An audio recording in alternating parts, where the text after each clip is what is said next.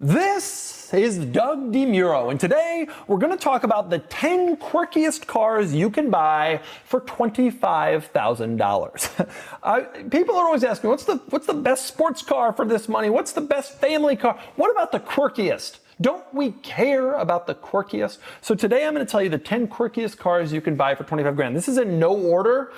Let's just be quirky.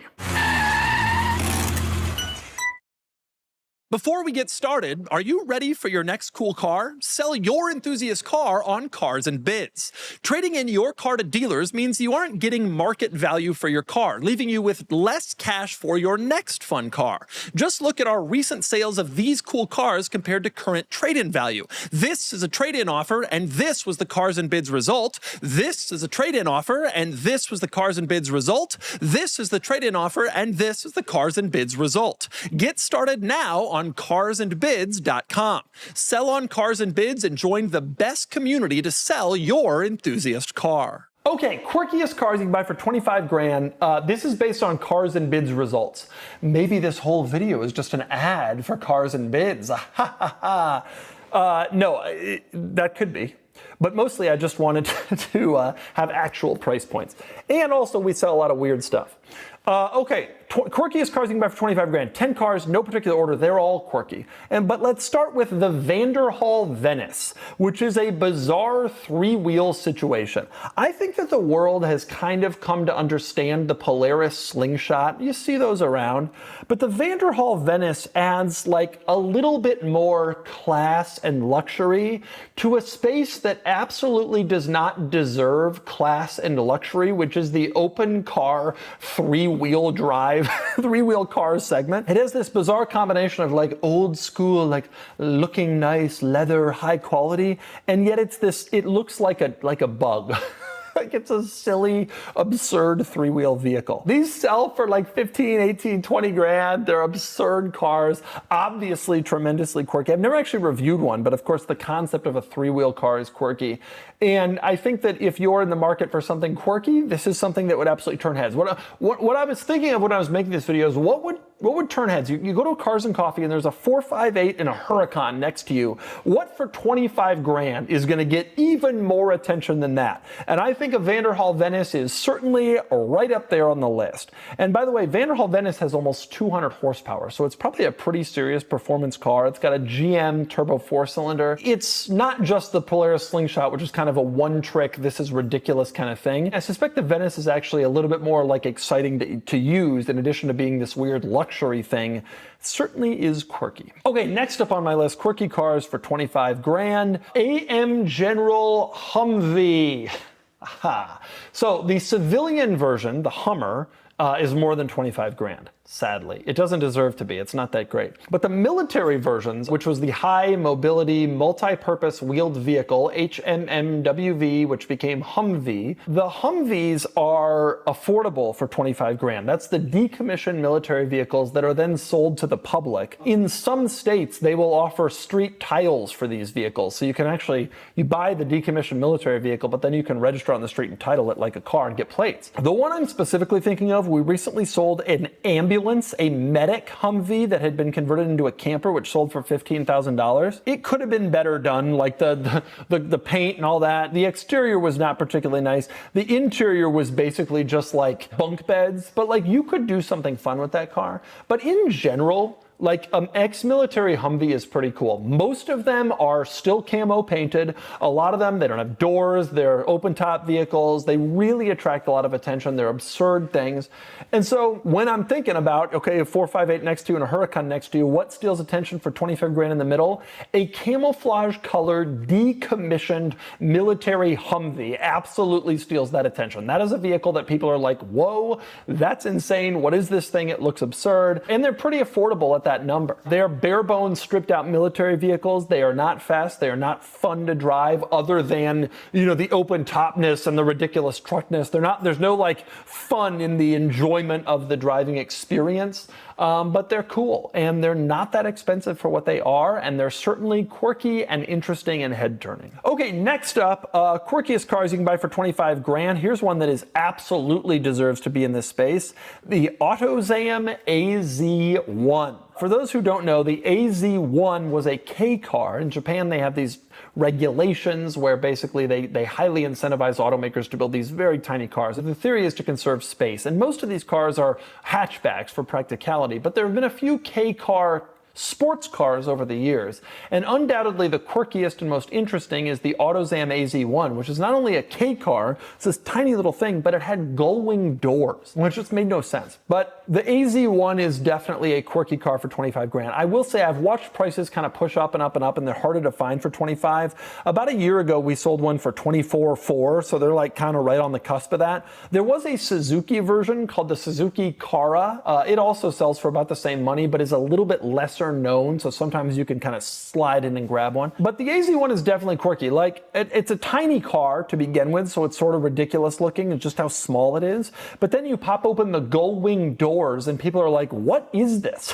What is this tiny Ferrari? It's mid-engine with Gullwing doors, and it's this Japanese import for under $25,000 or around there. It really is a ridiculous creature. It's actually also surprisingly fun to drive. I had a buddy who had one, spent some time in it, and it was really, I did a review on it actually. It was really a nice car to drive.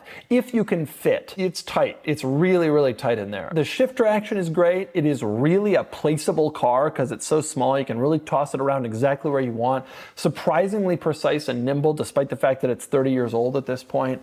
I love a good AZ1, and it certainly is a quirky car for 25 grand. Okay, next up, quirkiest cars for 25 grand. This shocks me that it's true, but it is true. You can buy a Lotus Esprit Turbo for 25 grand. I am looking at one that we sold on Cars and Bids about a year and a half ago for $20,000. Now, early Esprit Turbos, the late 70s ones, are beloved cars. They're a lot more money.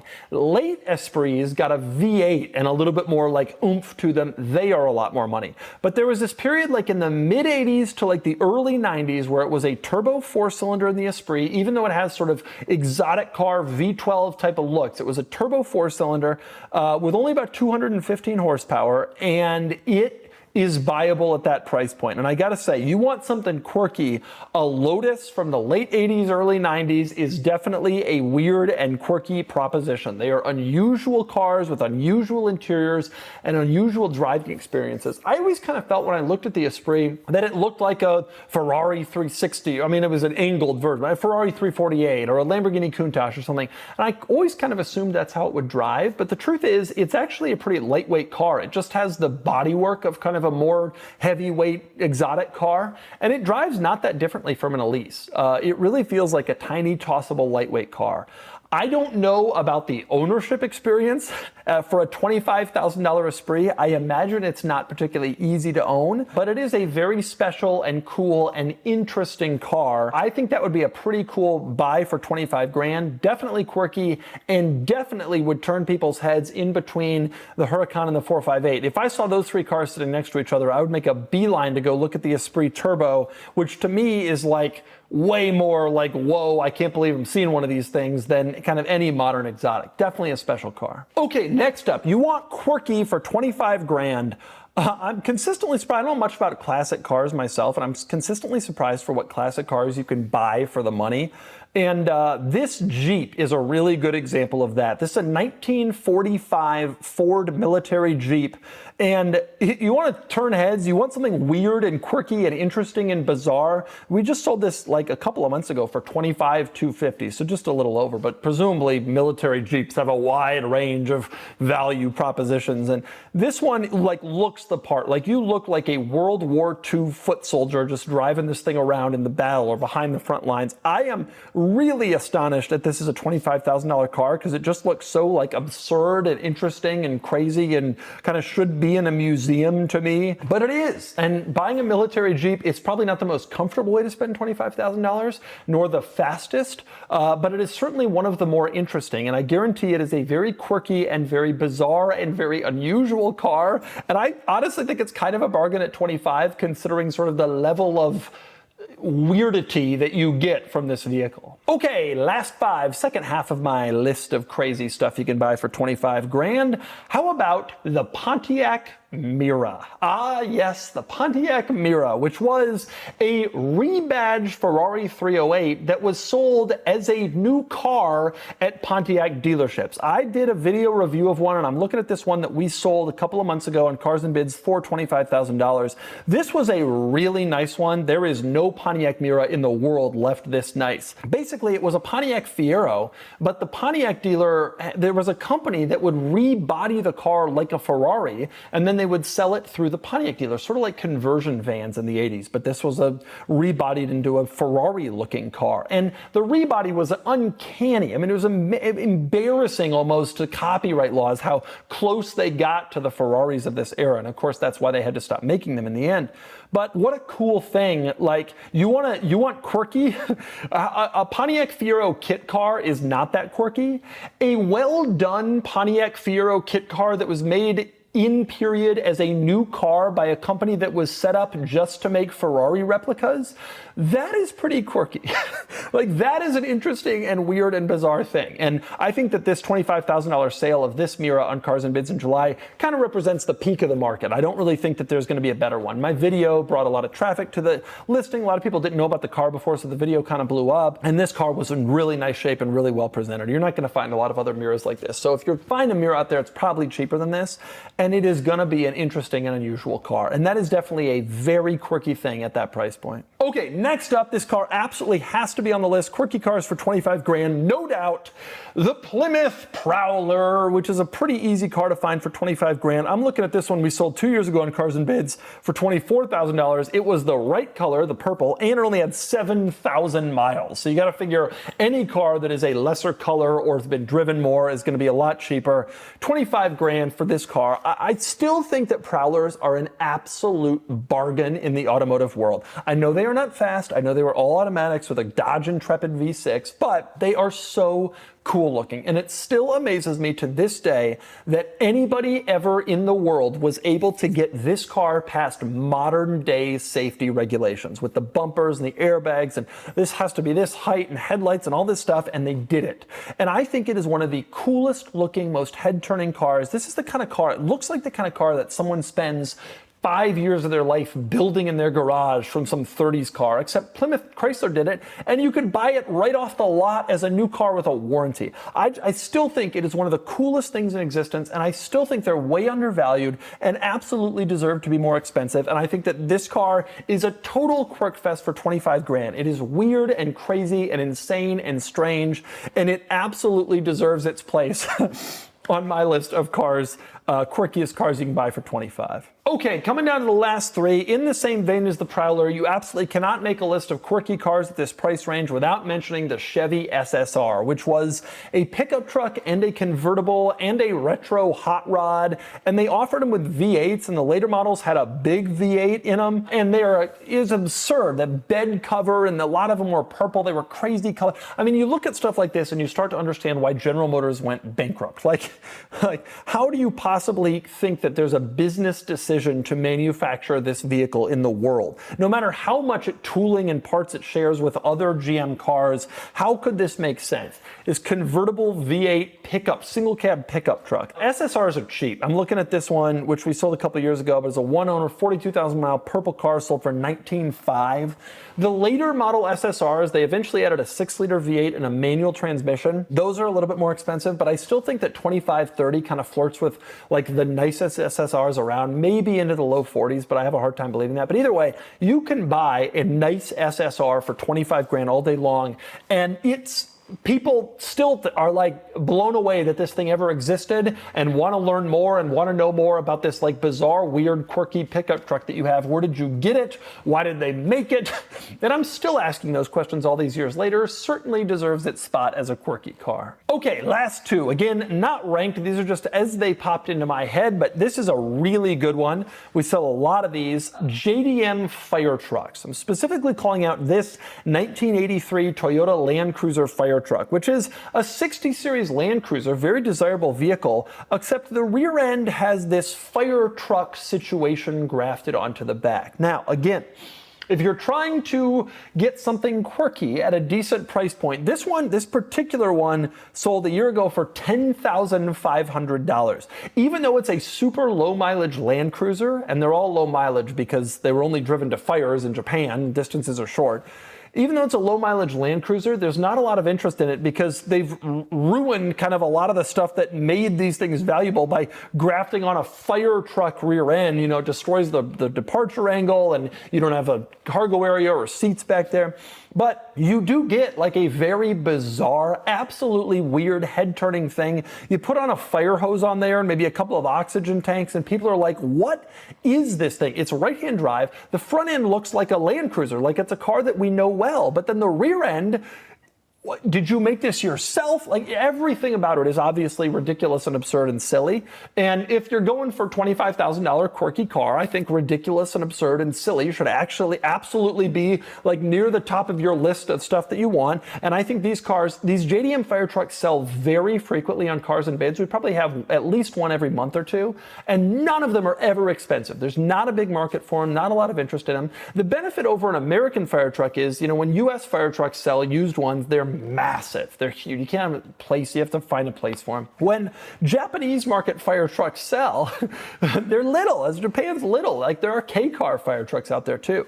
But I think that the JDM Land Cruiser fire trucks are especially interesting because it combines this kind of beloved icon, the Land Cruiser, but with a fire apparatus that people are like, what is going on?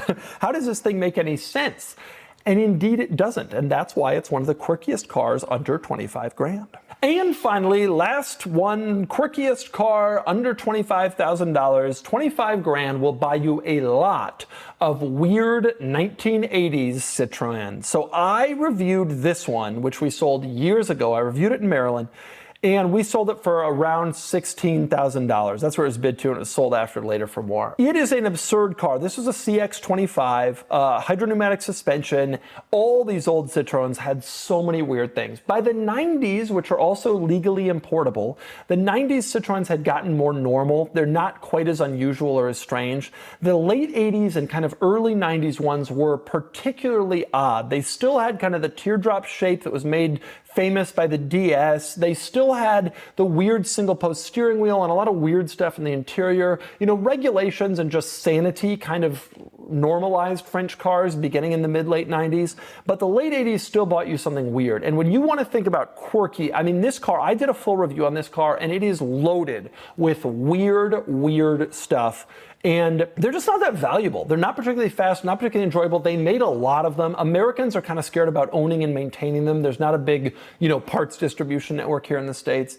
And so Citroen CX is definitely a very unusual car when you pull up at a Cars and Coffee. And that car absolutely, between a 458 and a Huracan, a Citroen CX is parked there, you go, wow, that is weird. And then you ask to see the quirks, which are myriad. I mean, I remember just there are so many totally bizarre and unusual things about this car. Go watch the video, which I actually watch occasionally. I watch the really quirky car videos sometimes of myself from years ago, and I'm still blown away. Like in retrospect, I forget some of the stuff, and I watch them like, that is so strange. And this Citroen is definitely up there and definitely deserves its place on the list of weird cars you can get for 25 grand. So that's your list. You can buy a lot of quirk for 25 grand. There are people out there, oh yeah, 25 didn't buy you much more anymore. Oh, cars are getting ruined. They're getting so expensive. You can't afford anything.